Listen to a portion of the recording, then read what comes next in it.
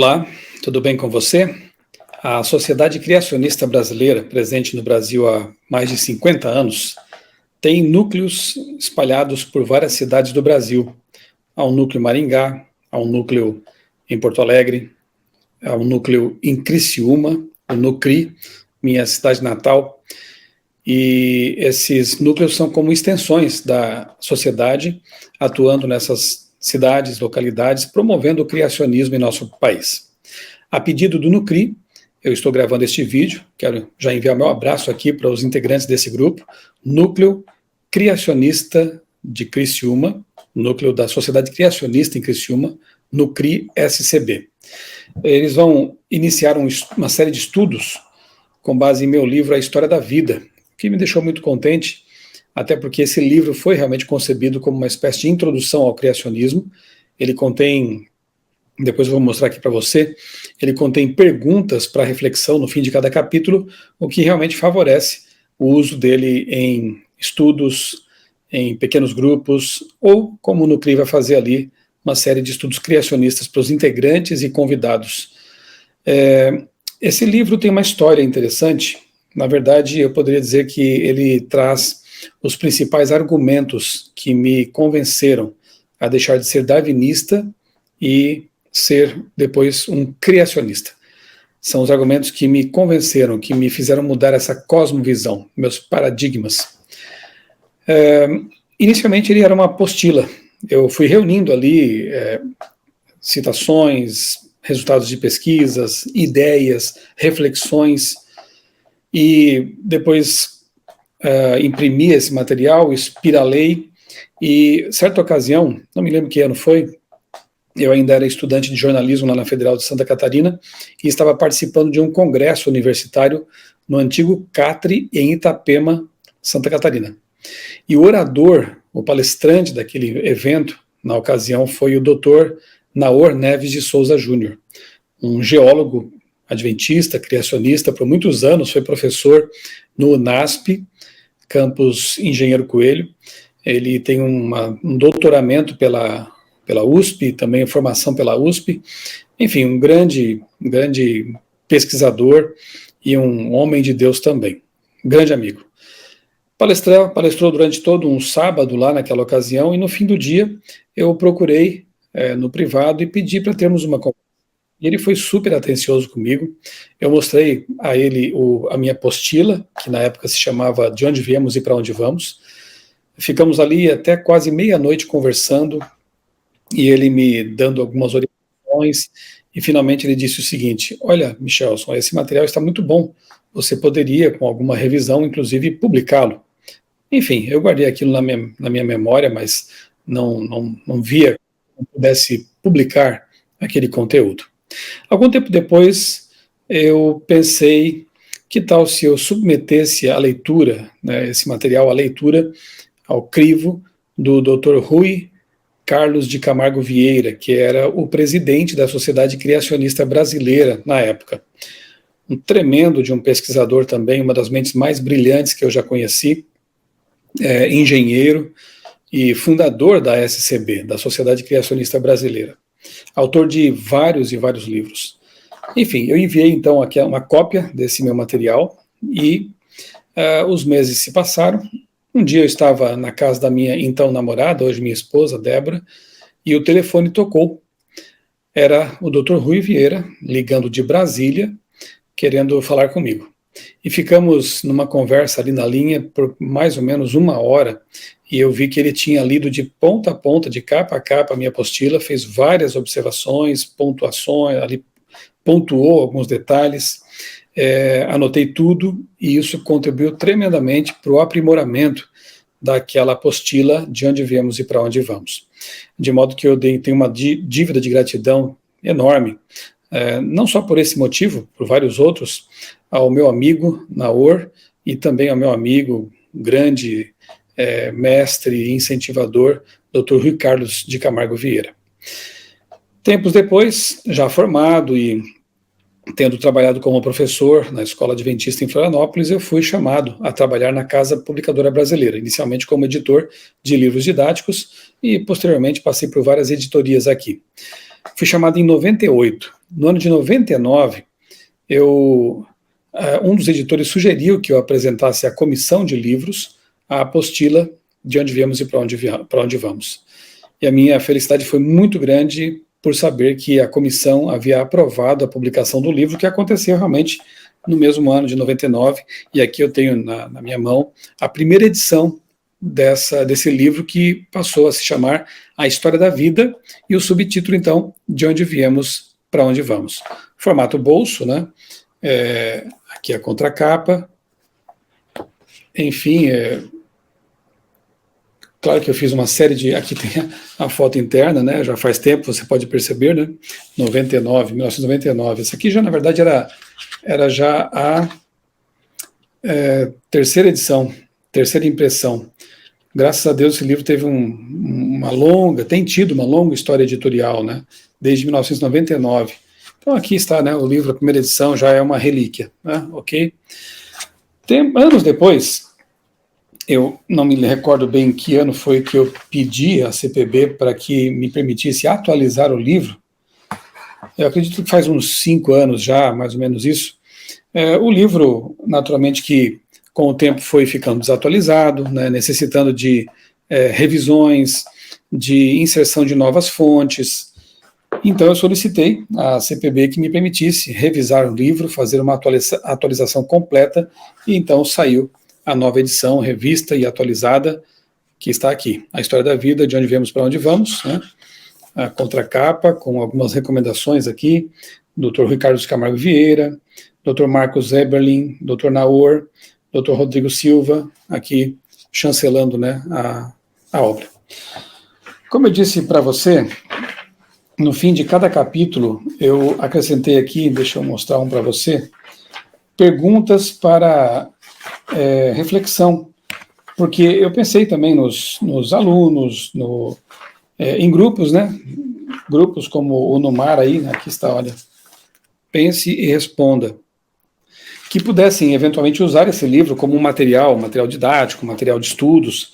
Então essas perguntas aqui no fim de cada capítulo, elas resumem todo o conteúdo e ajudam aí a promover um debate, uma reflexão sobre o tema.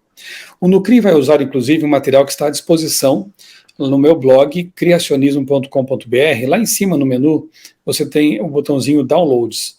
Clicando lá você vai ter acesso a uma pasta, a um TMP, em que há vários e vários PowerPoints ali. Uma série de PowerPoints dessas aí, justamente com base nesse livro aqui. Tem como base esse livro aqui. Então você pode usar, cada capítulo tem uma série ali, um PowerPoint, uma apresentação que eu preparei já faz alguns anos, e você pode usar, quem sabe, para expor aí na igreja, numa semana do criacionismo, nas escolas adventistas ou na escola cristã, nas igrejas, enfim, como você bem entender, inclusive num grupo de estudos. Pode colocar na tela ali e usar esse material para ajudar a reter a atenção dos participantes. Aqui está então o sumário do livro. Eu vou fazer um resumo aqui para você. Eu dividi o livro em 10 capítulos. Então, o primeiro deles tem como título Universo ao Lado, e eu falo sobre a questão da cosmovisão, como desenvolver uma cosmovisão, qual a diferença entre naturalismo filosófico, teísmo, ateísmo. O livro, você vai perceber, se você já leu, já percebeu, que ele tem uma lógica, né, intrínseca. Ele vai do aspecto filosófico para o aspecto teológico. Eu não começo tratando de Bíblia, de religião, eu deixo isso para o fim do livro. Eu vou construindo essa argumentação. Primeiro eu abordo questões, como eu disse, né, mais ligadas à filosofia, às ciências, áreas da ciência como biologia, astronomia, bioquímica e outras, né, física. Então, assim, o livro tem essa estrutura, essa construção lógica. Então nós temos aqui explorando os universos, ufanismo darwinista, modelo naturalista e filosófico, quando a metafísica atropela o empirismo, a influência da mídia e a cosmovisão criacionista. Isso no primeiro capítulo. O segundo capítulo, que tem como título Seguindo as Evidências, trata de visão da natureza e a origem da informação complexa, que é assim o calcanhar de Aquiles no assunto do darwinismo, do evolucionismo darwinista, né? É também um assunto muito tratado aí pelo pessoal do design inteligente. Origem da vida e mais complexidade, adeus poça morna, trato aqui da questão da origem mesmo da vida, né? Da suposta origem da vida a partir da não-vida, origem química da vida, mutações, mudança, perda ou ganho de informação, por que a mãe não rejeita o feto, seleção natural, conservativa ou criativa, registro fóssil, trilobitas e águas vivas, enigmas de complexidade, sim, porque tudo indica, quando analisamos o registro fóssil, que a vida já começa muito complexa, o que realmente complica a situação para quem pensa que a vida começou de uma forma rudimentar e simples e foi se tornando cada vez mais complexa. O que nos faz humanos? Capítulo 3, o título é Histórias Mal Contadas. Eu analiso aqui as muitas fraudes que houve na tentativa de dar evidências ao darwinismo, né? Então, o adeus de Ida, a fraude do Microraptor Guy, instintos vitais, adaptações morfológicas, mecanismo da visão, metamorfose da borboleta monarca, o mundo da célula, vida artificial ou comprovação de design, semelhanças estruturais, nossos ancestrais, a ontogenia recapitula a filogenia e órgãos vestigiais. Isso aqui é o capítulo 3. Capítulo 4 tem como título Dilúvio, de Gênesis, lenda ou fato.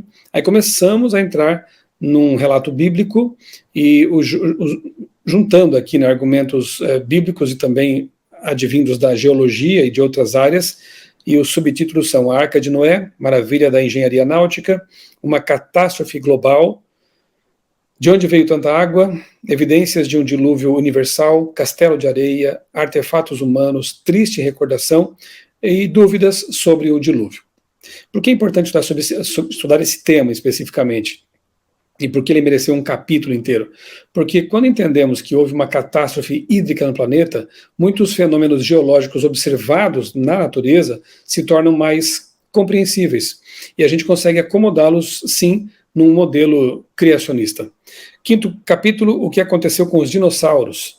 Eu tenho um livro específico sobre esse assunto, né, que é o Terra de Gigantes, sobre dinossauros, mas aqui nesse capítulo eu faço uma exposição assim um pouco mais resumida, sobre esse assunto. Então, morte em agonia, quão antigos são os dinossauros, dinossauros na Arca de Noé, pegadas de dinossauros e homens gigantes. É um capítulo bem interessante, bem intrigante, e convido você aí também a ler, não só esse, mas todos os capítulos, né? Capítulo 6, datando a história, métodos de datação. É importante também conhecer esse assunto, ainda que de uma maneira assim mais simplificada, superficial. Aliás, repito, eu encaro este livro aqui, o História da Vida, como uma espécie de introdução mesmo ao criacionismo. A Casa Publicadora Brasileira, a Sociedade Criacionista Brasileira, tem ótimos livros sobre o assunto do criacionismo, ciência e religião, mas muitos deles acabam tendo uma abordagem um tanto técnica. Os autores geralmente são cientistas, são pesquisadores e nem sempre é tão fácil entender aquilo que eles escreveram. Eu, como jornalista, procurei traduzir esses conteúdos e tornar mais palatáveis, mais simples para o leitor comum, como eu mesmo sou. Sexto capítulo, então, sobre datação, o método do radiocarbono, salvar a teoria dos fatos, datas discrepantes, radiohalos de polônio, geocronômetros alternativos, terra jovem ou velha. Uma discussão interna aí, e que eu trato aqui também nesse capítulo. Sétimo capítulo, pais da ciência, homens de fé. O berço da ciência, ombros de gigantes, antecipações científicas na Bíblia e o mundo na contramão. Eu começo já a entrar mais na questão da religião, da Bíblia, e mostro aqui que os precursores da ciência, como Isaac Newton, Galileu Galilei, Copérnico e outros, Blaise Pascal, eram religiosos, eram cristãos, muitos dos quais protestantes, que criam na Bíblia como a palavra inspirada de Deus. É bem interessante conhecer isso aí, e eu trato disso nesse capítulo. Oitavo capítulo, o autor da história da vida. Agora sim, vamos começar a tratar do assunto da existência de Deus. Será que o teísmo, em oposição ao ateísmo, tem bons argumentos filosóficos, científicos? Dissonância cognitiva, um obstáculo à verdade, problemas com a autoridade, Deus está morto? Razões para crer, argumento cosmológico, argumento teleológico, outros argumentos e criados para crer. Esse é o conteúdo do capítulo 8. Capítulo 9, um milagre em forma de livro. E aqui eu trato realmente da Bíblia Sagrada como fonte segura para sustentarmos, fundamentarmos essa cosmovisão criacionista bíblica. Subtítulos: Intertítulos: A Revelação Especial de Deus, O Testemunho da Arqueologia, A Criação e a Tradição Adâmica, Silenciando os Críticos, Os Manuscritos do Mar Morto, O Novo Testamento Merece Confiança, O Ossuário de Tiago. E, fechando o livro, capítulo 10, diz assim, tem como título O Fim da História da Vida. O livro fala da história da vida, o princípio, as origens, e eu trato aqui da questão do destino, o fim da história da vida. Resumindo tudo, saudades do céu, cenários futuros, o dilúvio como advertência. É isso, então, de que trata o livro A História da Vida. Eu quero mostrar para você aqui como eu procurei fundamentar tudo o que foi dito nesse livro. Aqui, só para você ter uma ideia, né? Aqui estão as pense e responda, né? Aquele final com perguntas. E, em seguida, aqui as referências, tá? Cada capítulo aqui tem tem até centenas de referências.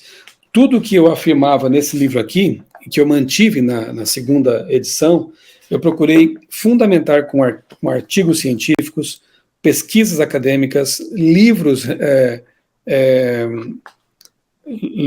abalizados, né, e escritos por pessoas com autoridade. Veja só aqui, ó, quantas referências. E não só referências de material impresso, né? Aqui, olha, praticamente 3 páginas repletas de referências, né?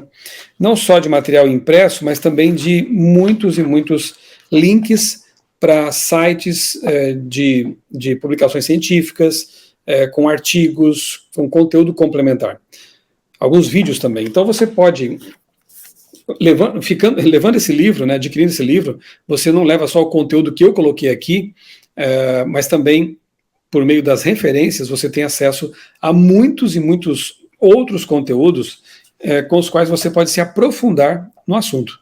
Eu julgo que o História da Vida é uma ferramenta bastante útil e, repito, fico muito feliz de saber que o NUCRI, o Núcleo Criacionista aí da SCB em Criciúma, vai fazer desse livro o livro de estudos durante várias e várias semanas. Eu sei que o NULON, o grupo de Londrina, o Núcleo de Londrina, também fez isso alguns anos atrás, usou esse livro como material de estudo, e eu fico feliz de ver que o propósito a que me propus quando escrevi esse livro, lá atrás, ele está sendo cumprido.